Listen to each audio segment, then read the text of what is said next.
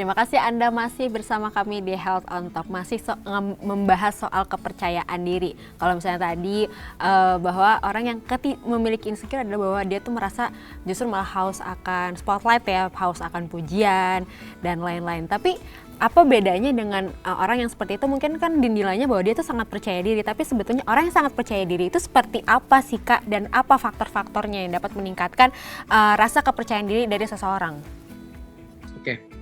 Seseorang bisa dikatakan dia sudah percaya diri ketika dia yakin terhadap segala kemampuan dirinya dan juga apa yang sudah dia persiapkan selama ini itu merupakan hal yang terbaik bisa dia berikan. Dan ketika dia satu titik mencapai sebuah kegagalan, dia tidak menjadikan itu sebagai sesuatu hal yang memencap atau membuat label dirinya itu menjadi buruk. Namun dia akan menjadikan itu sebagai bahan pembelajaran, dan itulah sebetulnya wujud dari kepercayaan diri seseorang. Dan faktor yang berpengaruh ya, itu banyak banget sebetulnya untuk bisa melatih dan juga meningkatkan rasa percaya diri dari seseorang. Yang pertama, kita harus paham diri kita tuh seperti apa. Sama seperti mengenal diri tadi. Teman-teman, kenapa bisa yakin dengan apa yang teman-teman sampaikan? Kenapa teman-teman bisa yakin bahwa teman-teman akan mendapatkan nilai bagus pada saat ujian? Karena teman-teman yakin dan sudah mengenal diri teman-teman, itu mungkin cara belajar seperti apa, atau kemudian bagaimana caranya bisa berbicara di depan umum. Nah, banyak faktor, dan apabila kita melihat lebih dalam lagi, kalian akan menemukan banyak cara yang sesuai dengan diri kita masing-masing ya. Karena apa yang saya alami, apa yang saya pelajari, belum tentu bisa diaplikasikan dengan Tiana misalnya, atau dengan teman-teman. Jadi, berbagai cara tersebut, setiap orang bisa memiliki cara yang berbeda untuk dapat meningkatkan kepercayaan diri itu. Namun ketika kita sudah bisa mengenal diri kita seperti apa, dan juga kita yakin dan paham bahwa apa yang kita lewati ini merupakan sebuah proses pembelajaran, bukan merupakan sebuah pertarungan ataupun sebuah perlombaan.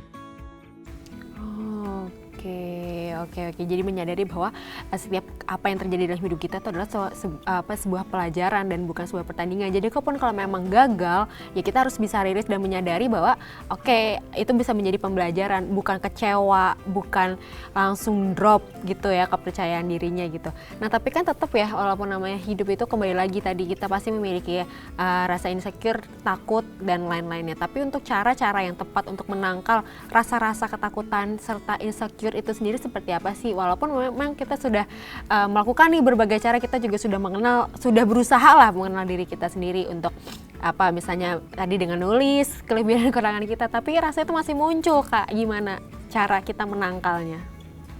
Oke. Tentunya seperti yang tadi kita bahas ya sebelumnya ya, ini merupakan proses, bukan merupakan hal yang instan. Ketika kita belajar bahwa bagaimana sih caranya kita menangkal rasa-rasa ketakutan tadi, semakin kita melatih diri kita untuk bisa mengatasi rasa tersebut, kita akan semakin terbiasa untuk mengendalikan rasa ketakutan dan rasa insekuritas tadi. Dan yang paling penting untuk teman-teman pahami bahwa kalian dan kita semua memiliki self-value masing-masing. Sadari bahwa teman-teman ini memiliki value yang tidak dimiliki oleh orang lain. Apapun pekerjaan teman-teman, apapun cita-cita teman-teman, apapun keahlian dan bakat teman-teman semuanya, yakinlah bahwa tiap diri manusia itu otentik dan unik. Tidak ada satu manusia pun yang benar-benar 100% sama. Sidik jari kita saja tidak sama. Betul.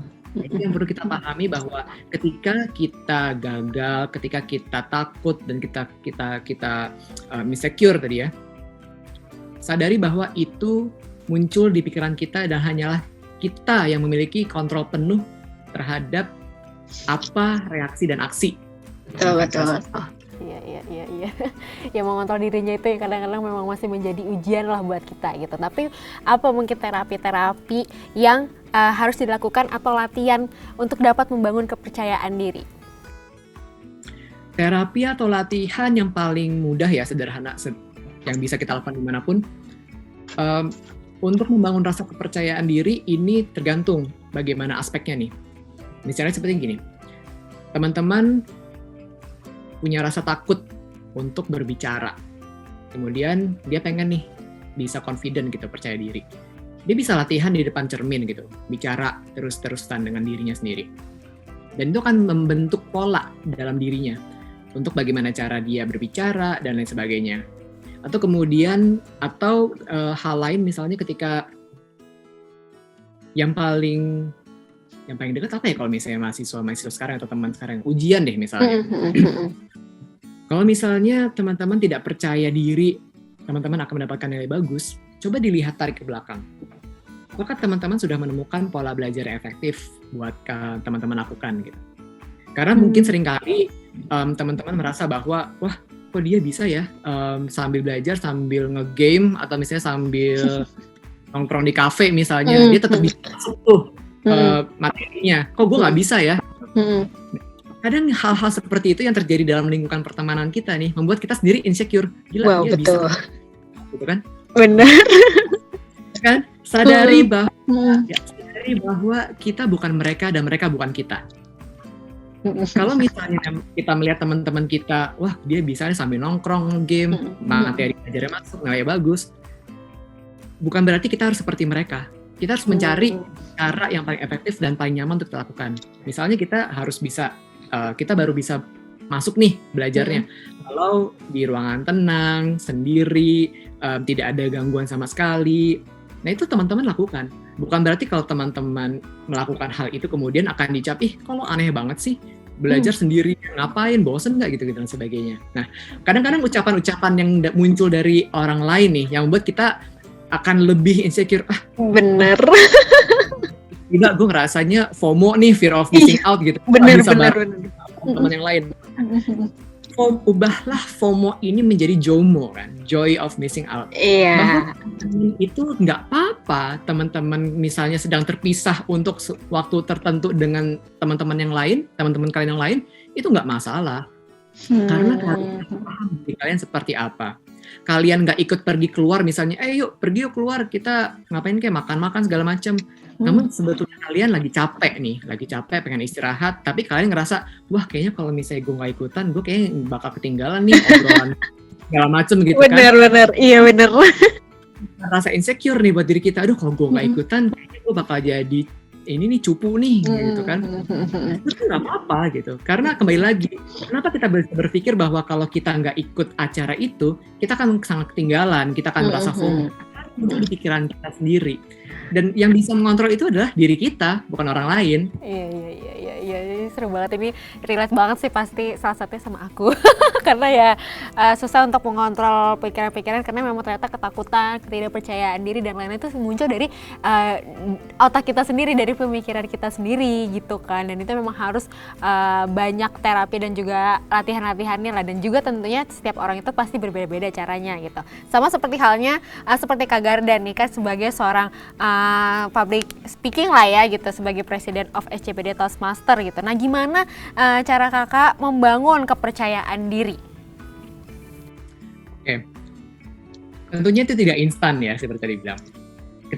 Ketika aku menjadi presiden di SCPD Toastmasters, tidak ujuk-ujuk nih langsung muncul, wah gue adalah seorang presiden yang percaya diri gitu. Tapi sebetulnya semakin aku melaksanakan tugas dan tanggung jawabku, melaksanakan peranku sebagai seorang presiden di klubku sendiri, itu merupakan sebuah proses pembelajaran seperti yang kita bahas ya sebelumnya ya. Itu sebuah proses pembelajaran bahwa bagaimana aku bisa membangun rasa percaya diri aku, dan aku yakin dengan nilai-nilai apa yang akan aku sampaikan dan aku bawa di klubku sendiri. Nah, karena itu aku lakukan setiap hari atau misalnya setiap pertemuan di Toastmasters atau setiap kegiatan yang ada di Toastmasters, itu akan menjadi sebuah kebiasaan. Seperti tadi, makin dilatih semakin kuat gitu kan. Oke, banyak latihan, banyak apa ya, mengenal dan tahu apa kelebihan dan kekurangannya masing-masing, yaitu salah satu cara agar kita bisa membangun kepercayaan diri kita gitu. Tapi kalau untuk dari Kak Gardan nih, ada nggak sih mungkin pengalaman yang menarik yang bersinggungan dengan kepercayaan diri gitu? Banyak ya sebetulnya. Aku yakin juga dari kita semua pasti banyak nih pengalaman unik gitu ya. Ini pengalamannya yang pengalaman bagaimana nih? Memalukan kah atau pengalaman apa nih? Wah, apa aja yang mungkin yang menarik? Yang mungkin yang menarik itu adalah hal yang lucu, boleh mungkin di-share. Dan gimana mungkin cara kakak bisa mengatasi apa yang pada saat itu terjadi? Oke, ada 2 sih yang bisa aku sampaikan, kali aku ceritain. Yang pertama ketika yang paling baru nih, ketika sedang online meeting nih. Waktu itu aku sebagai host di sebuah pertemuan masters, kemudian lagi ada acara educational session dari pembicara, kita undang pembicara dari Malaysia. Kemudian tiba-tiba ada masalah nih dari slideshow-nya tuh nggak muncul. Kan kalau misalnya seperti tadi yang kita obrolin ya, bisa aja kita gugup nih tiba-tiba, aduh ini gimana nih, duh gila gue sendirian, aduh ini gimana nih gitu kan. Iya, masih panik. Otak kita tuh pasti rasa. Tiba-tiba kemudian aku teringat gitu, dan itu persis dengan apa yang disampaikan oleh pembicaranya, how to build confidence in public speaking. Smile. Take a deep breath. Dan itu akhirnya lakukan. Awalnya aku juga panik waktu itu, kayak aduh ini kenapa ya, gimana ya gitu kan. Karena aku juga mikir time is running out gitu kan. Akhirnya aku tiba-tiba langsung latah aja gitu, langsung aku ngomong, okay, now I need to smile as if that it doesn't happen, dan lain sebagainya. Bahwa itu dengan kita tenang, kita senyum, kita mengatur napas kita, itu juga memberikan sinyal ke otak kita bahwa ini bukan sesuatu hal yang sangat mendesak atau sesuatu hal yang sangat mengancam jiwa gitu. Jadi dengan teknik seperti itu aku jadi belajar, oh beginilah sebetulnya juga salah satu cara untuk membangun kepercayaan diri kita. Karena kan bisa saja kemungkinan yang lain. Tiba-tiba aku nangis gitu kan, ini gimana gitu kan. Langsung ngechat di grup gitu kan, kayak guys bisa tolong bantuin ya segala macam gitu kan. Oke. Tenang dan nafas itu ternyata juga bisa salah satu cara ya untuk bisa mengatasi kepercayaan diri gitu. Oke, dan setelah ini aku bakalan ngajak Kak Gada untuk bermain nih salah satu biasa permainan yang dimainkan oleh Health on Top, yaitu akan mitos atau fakta. Nanti aku akan kasih statement dan kakak boleh kasih tahu nih mitos atau fakta, nanti boleh dijelasin juga kenapa. Tapi kita break dulu ya Kak ya. Jadi Smart Viewers dan kemana-mana, tetaplah bersama kami di Health on Top.